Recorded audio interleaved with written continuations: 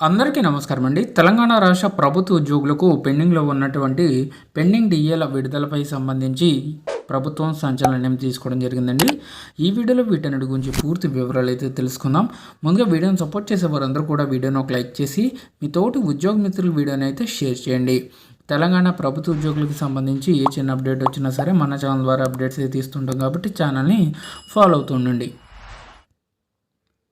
తెలంగాణ రాష్ట్ర ఉద్యోగులకి సంబంధించి త్వరలోనే పెండింగ్ డీఏలు అని చెప్పేసి ఇక్కడ చెప్పడం జరిగింది. బట్టి విక్రమార్క గారు చెప్పడం జరిగింది. ప్రభుత్వ ఉద్యోగులకు త్వరలోనే పెండింగ్ డీఏలను విడుదల చేస్తామని డిప్యూటీ సీఎం బట్టి విక్రమార్క వెల్లడించారు. జీపీఎఫ్ఓ ఇతర బిల్లులు కలిపి దాదాపు 40,000 కోట్లు పెండింగ్లు అయితే ఉన్నాయని, గత ప్రభుత్వంలో 10-15 తేదీల వరకు ఉద్యోగులకు జీతాలు వచ్చేవి కాదని, ఇప్పుడు తాము 1వ తేదీన జీతాలు చెల్లిస్తున్నట్లు పేర్కొనడం జరిగింది.